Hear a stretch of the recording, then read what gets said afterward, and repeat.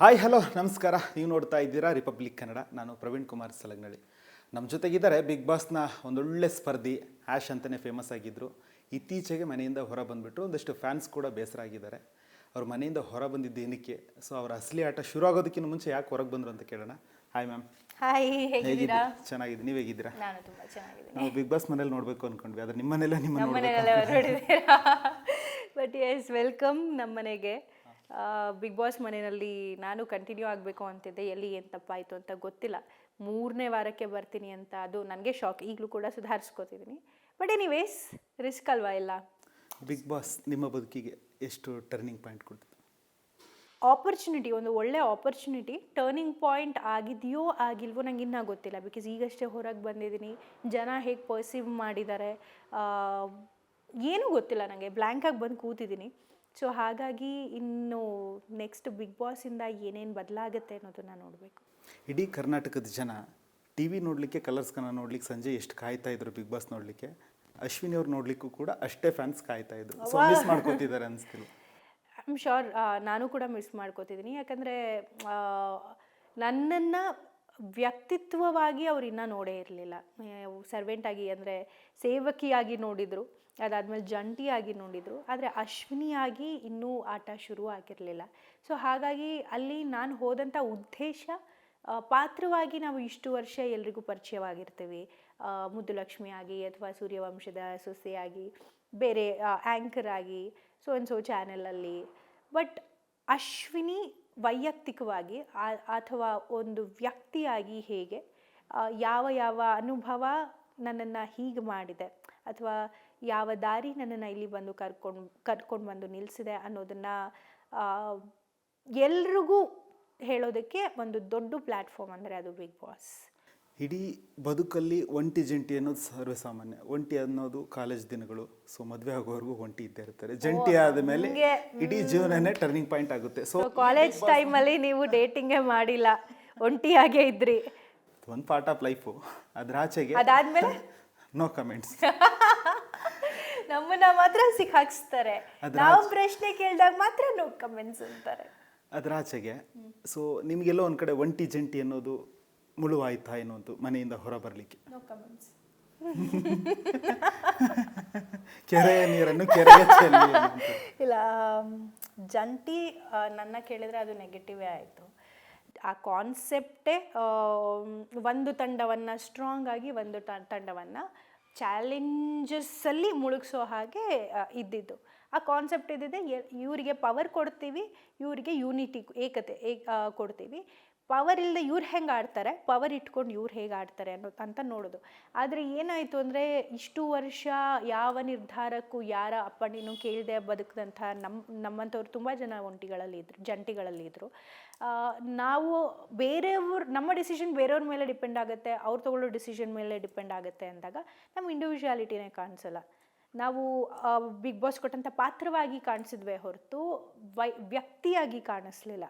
So ಸೇವಕಿಯಾಗಿ 2 ವಾರ ಕಳೆದುಬಿಟ್ಟಿದೆ. ಹಾಗಾಗಿ ಒಂದು ಬೇಜಾರೇನೆಂದರೆ, ಆಟ ಆಡಿ ವ್ಯಕ್ತಿತ್ವನ ತೋರಿಸಿ ಜನಕ್ಕೆ ಇಷ್ಟ ಆಗದೆ ಹೊರಗೆ ಬಂದಿದ್ದಿದ್ರೆ ಓಕೆ, ಪ್ರಯತ್ನ ಪಟ್ಟಿದ್ದೀನಿ, ಜನರ ನಿರ್ಧಾರವೇ ಅಂತಿಮ ಅಂತ ಒಪ್ಕೊಂಡು ಬರ್ಬೋದಾಗಿತ್ತು. ಆದರೆ ಆಟನೇ ಶುರು ಆಗಿರಲಿಲ್ಲ. ಜನರು ನೀನು ಹೋಗು ಅಂತ ಡಿಕ್ಲೇರು ಮಾಡಿರಲಿಲ್ಲ. ಏಕೆಂದರೆ ಹೊರಗೆ ಬಂದ ಮೇಲೆ ಎಲ್ಲರೂ ಹೇಳಿದ್ದು ಅನ್ಫೇರ್ ಡಿಸಿಷನ್ ಅಂತಾನೆ. ಹಾಗಾಗಿ ನಿರ್ಧಾರ ನನ್ನ ಕೈಲಿರಲಿಲ್ಲ. ಜಡ್ಜ್ಮೆಂಟ್ ಆಲ್ರೆಡಿ ಪಾಸ್ ಆಗಿಬಿಟ್ಟಿದೆ. ಅದನ್ನು ಫೈಟ್ ಮಾಡಿ ಏನೂ ಪ್ರಯೋಜನ ಇಲ್ಲ. ಎಲ್ಲೋ ಒಂದು ಕಡೆ ಬಿಗ್ ಬಾಸ್ ಮನೆ ಎನ್ನುವಂಥದ್ದು ವ್ಯಕ್ತಿತ್ವದ ಆಟ. ಸೊ ಇದನ್ನೆಲ್ಲೋ ಒಂದು ಕಡೆ ದುರುಪಯೋಗ ಪಡಿಸ್ಕೊಂಡು ವೈಯಕ್ತಿಕ ಆಟವಾಗಿ ತಗೊಂಡ್ರೆ ಕೆಲವರೆಲ್ಲ ಎನ್ನುವಂಥದ್ದು ಒಂದಿಷ್ಟು ಚರ್ಚೆ ಇದೆ. ತಗೊಳ್ತಾರೆ. ಯಾಕಂದರೆ ಅಲ್ಲಿ ನೀವು ಉಳ್ಕೋಬೇಕು ಅಂದರೆ ಒಳ್ಳೆಯವರಾಗಿದ್ದರೆ ಉಳ್ಕೊಳ್ಳೋದಕ್ಕಾಗಲ್ಲ. ಒಳ್ಳೆಯವರಾಗಿದ್ದರೆ ನೋಡಿ ಇಲ್ಲಿ ಬಂದು ಕೂತ್ಕೋತೀವಿ. ಸೊ ಅಲ್ಲಿ ಕೆಲವೊಬ್ಬರು ಎಮೋಷನ್ನ ಇಟ್ಕೊಂಡು ಅವ್ರ ವ್ಯಕ್ತಿತ್ವನ ಪೋರ್ಟ್ರೇ ಮಾಡ್ಕೋತಾರೆ.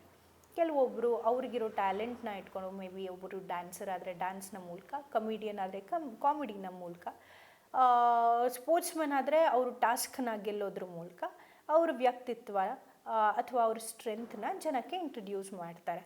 ಇನ್ನು ಕೆಲವರು ಅವರಿಗೆ ಮಾತೇ ಆಸ್ತಿ ಆಗಿರೋದ್ರಿಂದ, ಮಾತೇ ಅವ್ರ ಶಕ್ತಿ ಆಗಿರೋದ್ರಿಂದ ನಾನು ಮಾಡೋದೆಲ್ಲ ಸರಿ ಅಂದ್ಕೊಂಡು, ಆಡೋ ಮಾತೆಲ್ಲ ಸರಿ ಅಂದ್ಕೊಂಡು ಆ ಭರದಲ್ಲಿ ಸಾಕ್ತಾ ಇರ್ತಾರೆ. ಬಿಸಿ ಮುಟ್ಟಿಸ್ದೇ ಇದ್ದರೆ ಪವರ್ ಸಿಕ್ಕ ಮೇಲೆ ಅವ್ರಿಗೆ ಹೇಳ್ತಾರಲ್ಲ,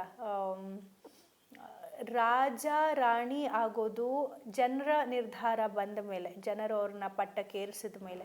ಪಟ್ಟಕ್ಕೇರಿದೆ ಅಂತ ಎಲ್ಲಿಂದ ಬಂದೆ ಅನ್ನೋದನ್ನ ಮರಿಬಾರ್ದಲ್ವ. ಅದನ್ನು ಮರ್ತ್ಬಿಟ್ಟಿದ್ದಾರೆ ಕೆಲವೊಬ್ಬರು. ಅದನ್ನು ತಟ್ಟಿ ಹೇಳೋದಕ್ಕೆ ಗುರುಗಳು ಇದ್ದಾರೆ. ಸೊ ಸರಿ ಹೋಗುತ್ತೆ. ಸೊ ಅಶ್ವಿನಿ ಗೌಡ ಅವರು ಮನೇಲಿ ಒಂದಷ್ಟು ಚರ್ಚೆ ಆಗ್ತಿರೋದು ಅಶ್ವಿನಿ ಗೌಡ ಅವರು. ಸೊ ಅವರೇ ಹೈಲೈಟಾಗಿ ಕಾಣ್ತಿದ್ದಾರೆ ಅನ್ನುವಂಥದ್ದು. ಎಲ್ಲೋ ಒಂದು ಕಡೆ ನಾನು ಅನ್ನೋದು ಜಾಸ್ತಿ ಇದೆಯಾ ಅಶ್ವಿನಿ ಗೌಡ ಅವ್ರಿಗೆಲ್ಲ ಮನೇಲಿ? ಫಾಲ್ಸ್ ಈಗೋ ಇದೆ.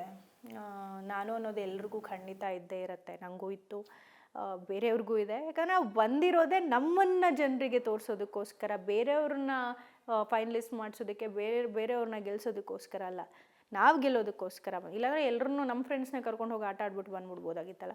ಬಟ್ ಆ ನನ್ನತನದ ಜೊತೆಗೆ ಬೇರೆಯವ್ರಿಗೋಸ್ಕರ ನಾವೇನು ಮಾಡ್ತೀವಿ, ಏನನ್ನು ತ್ಯಾಗ ಮಾಡ್ತೀವಿ, ಏನಕ್ಕೋಸ್ಕರ ಹೋರಾಟ ಮಾಡ್ತೀವಿ ಅನ್ನೋದು ತುಂಬ ಮುಖ್ಯವಾಗುತ್ತೆ. ಹೋರಾಟಗಾರ್ತಿ ಅಂತ ಹೆಸರಿಟ್ಕೊಂಡಿದ್ದ ಮಾತ್ರಕ್ಕೆ ಪ್ರತಿಯೊಬ್ಬರು ಹೋರಾಟಗಾರ್ತಿ ಆಗೋದಿಲ್ಲ. ವೈಯಕ್ತಿಕವಾಗಿ ನಂಗೆ ಅವರು ಗೊತ್ತಿಲ್ಲ, ಇದನ್ನು ನಾನು ಪರ್ಸ್ನಲಾಗಿ ಹೇಳ್ತಿಲ್ಲ, ಅದು ಅವ್ರ ಡೈಲಾಗೆ. ವೈಯಕ್ತಿಕವಾಗಿ ಯಾರಿಗೂ ಗೊತ್ತಿಲ್ಲ. ಅಲ್ಲಿ ಹೋಗಿರೋದೇ ಆಟ ಆಡೋದಕ್ಕೆ. ಅಲ್ಲಿ ಹುಟ್ಟುವಂಥ ಸಂದರ್ಭಗಳನ್ನ, ಸಿಚುಯೇಷನ್ಗಳನ್ನು ನಾವು ಹೇಗೆ ತಗೋತೀವಿ, ಹೇಗೆ ಅದನ್ನು ಸವಾಲಾಗಿ ತೊಗೊಂಡು ನಿಭಾಯಿಸ್ತೀವಿ ಅನ್ನೋದ್ರ ಮೇಲೆ ಎಲ್ಲ ಡಿಪೆಂಡ್ ಆಗಿರುತ್ತೆ. ಒಂದು ಸತಿ ನೀವು ಲೀಡರ್ ಆಗ್ತೀರಾ, ಓಕೆ, ಏನೋ ಮಾಡ್ತಿದ್ದಾರೆ ಮಾಡಲಿ ಬಿಡು ಅಂತ ಬಿಡ್ಬೋದು. 2 ಸತಿ ನೀವು ಲೀಡರ್ ಆಗ್ತೀರಾ, ಯಾಕೋ ಓವರ್ ಆಯ್ತಲ್ಲ ಅನಿಸುತ್ತೆ, ಬಟ್ ನಾನೇ ಲೀಡರ್ ಅಂತೀರಾ, ಅಲ್ಲಿ ಯಾರಿಗೂ ಯಾವ ಲೀಡರ್ ಅವಶ್ಯಕತೆ ಇಲ್ಲ. ಸೊ ಹಾಗಾಗಿ it's not just Ashwini Gowda. ಅವ್ರ ಜಾಗದಲ್ಲಿ ಆ ವರ್ತನೆಯಲ್ಲಿ ಯಾರೇ ಇದ್ದಿದ್ರೂ ಒಪಿನಿಯನ್ ಇದೆ ಆಗಿರಬಹುದು. ವ್ಯಕ್ತಿ ಅಶ್ವಿನಿ ಗೌಡ ಆಗಿದ್ದಾರೆ ಅಷ್ಟೇ. ಅದೇ ವ್ಯಕ್ತಿತ್ವ ಬೇರೆ ಯಾರಲ್ಲೂ ಇದ್ದಿದ್ರು ಯಾರಿಗೂ ಅವ್ರು ಇಷ್ಟ ಆಗ್ತಿರ್ಲಿಲ್ಲ. ನಾನು ಹೋರಾಟಗಾರ್ತಿ, ಕನ್ನಡ ಪರ ಹೋರಾಟ ಮಾಡ್ತೀನಿ, ಸೊ ಒಂದಷ್ಟು ಮಹಿಳೆಯರ ಪರ ಧ್ವನಿ ಹತ್ತೀನಿ ಅನ್ನುವಂಥದ್ದು. ಯಾವ ಮಹಿಳೆ ಬಂದು ಕೇಳಿದ್ರು ನಿಮಗೆ? ನಮ್ಮದೇ ಧ್ವನಿ ಇದೆ, ನಾವು ಮಾತಾಡ್ತೀವಿ. ನನಗೆ ಬೇಕಾ, ನನಗೆ ವಿಚಾರಗಳನ್ನ ಹೇಳಬೇಕಾ, ನನ್ನದೇ ಆದಂಥ ಸ್ವಂತಿಕೆ ಇದೆ, ನನ್ನದೇ ಆದಂಥ ಮಾತಿದೆ, ಹೇಳೋ ರೀತಿ ಇದೆ, ಅದನ್ನು ನಾನು ಹೇಳ್ತೀನಿ. ನನಗೆ ಹೋರಾಟ ಮಾಡ್ಬೇಕನ್ನಿಸ್ತಾ, ಪ್ರಪಂಚದ ವಿರುದ್ಧನೇ ಹೋರಾಟ ಮಾಡ್ಬೇಕನ್ನಿಸ್ತಾ ನಿಂತ್ಕೊಂಡು ಕಿರುಚ್ತೀನಿ. ಅಲ್ಲಿ ಹೊರಗಡೆ ನನಗೆ ಗೊತ್ತಿಲ್ಲ. ಆ ಮನೆಯಲ್ಲಿ ಯಾವ ಮಹಿಳೆಗೂ, ಯಾವ ಪಾರ್ಟಿಸಿಪೆಂಟ್ಗೂ ಅವರ ಅಗತ್ಯ ಇಲ್ಲ. ಬಿಗ್ ಬಾಸ್ ಮನೆಯಲ್ಲಿ ಧ್ವನಿ ಜೋರಿದ್ದರೆ, ಸೊ ಒಂದಷ್ಟು ವಾಯ್ಸ್ ರೈಸ್ ಮಾಡ್ತಾ ಇದ್ದೀರಾ ಅವಾಗ ಲಾಂಗ್ ಜರ್ನಿ ಇರುತ್ತಾ ಅಂಥವ್ರಿಗೆ? ಇವಾಗೇನೋ ಹಾಗೆ ಅನಿಸ್ತಿದೆ. ಬಿಕಾಸ್ ನಾವು ತುಂಬ ಕಾನ್ವರ್ಸೇಷನ್ಸ್ ಅಂತೂ ಮಾಡಿದ್ದೀವಿ, ತುಂಬ ವಿಚಾರಗಳನ್ನ ಮಾತಾಡಿದ್ದೀವಿ, ತುಂಬ ಪರ್ಸ್ನಲ್ ಜೀವನದ ವಿಚಾರಗಳನ್ನ ಹಂಚ್ಕೊಂಡಿದ್ದೀವಿ, ಮತ್ತು ಟಾಸ್ಕ್ ವಿಚಾರ ಮಾತಾಡಿದ್ದೀವಿ, ಮನೆಯಲ್ಲಿ ಒಪಿನಿಯನ್ಸ್ನ ಶೇರ್ ಮಾಡ್ಕೊಂಡಿದ್ದೀವಿ. ಏರು ಧ್ವನಿಯಲ್ಲಾಗಿಲ್ಲ, ಜಗಳವಾಗಿ ಆಗಿಲ್ಲ, ಒಂದು ಕಾನ್ವರ್ಸೇಷನ್ ಆಗಿದೆ. ಸೊ ಇಬ್ಬರು ಕಾನ್ವರ್ಸ್ ಮಾಡ್ತಾ ಇದ್ರೆ ಒಂದಷ್ಟು ವಿಚಾರ, ಯಾಕಂದರೆ ಅಲ್ಲಿ ನಾವು ಮಲ್ಗೋಕ್ಕಾಗಲ್ಲ. ಟಾಸ್ಕ್ ಕೊಟ್ಟಾಗ ಮಾತ್ರ ಟಾಸ್ಕ್ ಆಡೋದಕ್ಕೆ ಸಾಧ್ಯ. ಉಳಿದ ಸಂದರ್ಭದಲ್ಲಿ ಮನೆಯಲ್ಲೇನು ಹೊರಗಿನ ಸುದ್ದಿಗಳಿಲ್ಲ. ಮನೆಯಲ್ಲಿ ಏನು ನಡೀತಿದೆ, ಯಾರು ಏನು ಮಾಡ್ತಿದೆ, ಯಾರ ವರ್ತನೆ ಹೇಗಿದೆ, ಯಾರ ಉದ್ದೇಶ ಹೇಗಿದೆ ಅನ್ನೋದನ್ನೇ ಎಲ್ಲರೂ ವಿಚಾರ ವಿನಿಮಯ ಮಾಡ್ತಾ ಇರ್ತೀವಿ. ಕಾನ್ವರ್ಸೇಷನ್ ಮ್ಯಾಟರ್ ಆಗಿದ್ರೆ ಈ ಥರ ಇಂಟರ್ವ್ಯೂಸು ಅಥವಾ ಈ ಥರ ಕಾನ್ವರ್ಸೇಷನು ಜನಕ್ಕೆ ಇಷ್ಟ ಆಗುತ್ತೆ ಅಂದರೆ ಬಹುಶಃ ಅದನ್ನೇ ತೋರಿಸ್ತಿದ್ರು. ಜನ ಏನು ಇಷ್ಟಪಡ್ತಾರೋ ಚಾನಲ್ ಅದನ್ನೇ ತೋರಿಸೋದು. ಜನಕ್ಕೆ ಒಂದು ಹೈ ವೋಲ್ಟೇಜ್ ಇರುವಂಥ ಕಂಟೆಂಟ್ ಬೇಕು ಅಂದರೆ ಸಡನ್ನಾಗಿ ಸೈಲೆಂಟಾಗಿದ್ದಿದ್ದು. ಇವಾಗ ನಾನೇ ಅಷ್ಟು ದಿನ ಕೆಲಸ ಎಲ್ಲ ಮಾಡಿದೆ, ರೂಲ್ಸ್ ಎಲ್ಲ ಫಾಲೋ ಮಾಡಿದೆ. ನನ್ನ PR ಟೀಮ್ ಹೇಳಿದ್ರು ನೀವು ಕಾಣಿಸ್ಕೊಂಡೇ ಇಲ್ಲ, ನಿಮ್ಮದು ಕಂಟೆಂಟೇ ಇರಲಿಲ್ಲ ಅಂತ. ನಂಗೆ ಗೊತ್ತಿಲ್ಲ, ನಾನು ಇನ್ನೂ ನೋಡಿಲ್ಲ. ಬಟ್ ಅಶ್ವಿನಿ ಗೌಡ ಅವ್ರ ಜೊತೆ ಕಿರ್ಚಾಡಿದಾಗ ಅದೇ ಪ್ರೋಮೋ ಆಗಿತ್ತು. ಸೊ ಏನು ವರ್ಕ್ ಆಗುತ್ತೆ ಆ ಮನೆಯಲ್ಲಿ? ಬರೀ ಕಿರ್ಚಾಡೋದು ವರ್ಕ್ ಆಗುತ್ತೆ ಇನಿಷಿಯಲಿ? ಹೌದು, ಇನಿಷಿಯಲಿ ಡೆಫಿನೆಟ್ಲಿ ವರ್ಕ್ ಆಗುತ್ತೆ. ಬಟ್ ಹೋಗ್ತಾ ಹೋಗ್ತಾ ಆಟ ಹೇಗಾಗತ್ತೆ ಅನ್ನೋದು ಆ ಮನೆ ಮೇಲೆ ಡಿಪೆಂಡ್ ಆಗುತ್ತೆ.